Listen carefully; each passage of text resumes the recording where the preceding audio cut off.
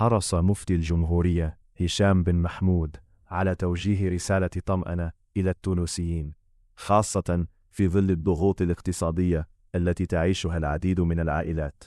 حيث شدد على أن روح الشريعة الإسلامية تقوم أساساً على الرحمة والتيسير ورفع الحرج عن الناس، وليس على إثقال كاهلهم بما يفوق قدرتهم. وأوضح أن الأضحية رغم رمزيتها الدينية الكبيرة ومكانتها في وجدان المسلمين تظل مرتبطة بشرط أساسي، وهو القدرة المادية، مؤكدا أن من لا يملك ثمنها أو يجد نفسه عاجزا عن توفيرها بسبب ضيق الحال فإنه غير مطالب بها شرعا، ولا يتحمل أي إثم جراء ذلك. وفي توضيحه لهذا المبدأ بين أن أداء الواجبات الدينية يظل مرتبطا بالاستطاعة، قائلا إن من كان قادرا على القيام بها وجب عليه ذلك، أما من تعذر عليه الأمر فلا حرج عليه، لأن الدين الإسلامي قائم على اليسر لا العسر.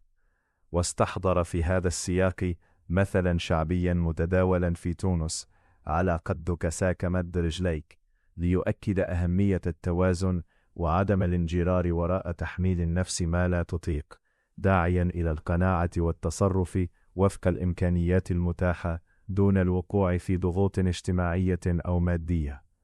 كما أشار إلى أن الشريعة لا تلزم الإنسان باللجوء إلى الاقتراض أو إثقال ميزانيته من أجل القيام بالأضحية، خاصة في ظل ما وصفه بالظروف الصعبة التي قد تمر بها بعض الأسر، موضحا أن هذه القاعدة الشرعية جاءت مراعاة لأوضاع الناس وتخفيفا عنهم.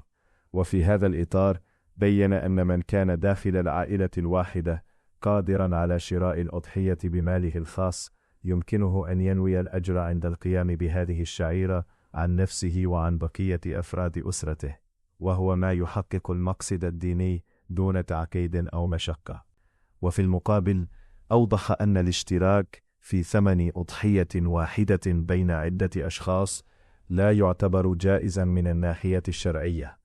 مفسرا ذلك بأن الأضحية ينبغي أن تكون من مال شخص واحد، مع إمكانية أن يشمل بنيته أفراد عائلته عند القيام بها. وأضاف أن من توفرت لديه القدرة الفردية على أداء هذه الشعيرة فعليه أن يقوم بها بنفسه دون اللجوء إلى صيغ لا تتوافق مع الضوابط الشرعية. وجدد مفتي الجمهورية في ختام تصريحاته التأكيد على أن من لم تسمح له ظروفه المادية باقتناء الأضحية لا يتحمل أي ذنب، في رسالة واضحة هدفها رفع الشعور بالذنب أو الضغط عن الفئات التي تعاني من ضيق ذات اليد. ويعكس هذا الموقف توازنا بين الحفاظ على مكانة الشعيرة الدينية وعدم الدعوة إلى تعطيلها أو التقليل من شأنها، وبين مراعاة الواقع الاقتصادي الصعب، مع التأكيد على أن الدين لا يدعو إلى المشقة بل إلى التيسير،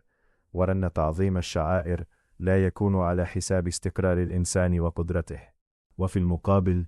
كما أن هذه التوضيحات تندرج ضمن المواقف التي تصدر عادة عن ديوان الإفتاء وتعاد مع كل اقتراب لعيد الأضحى، في ظل تكرار النقاش حول القدرة الشرائية وظروف العائلات.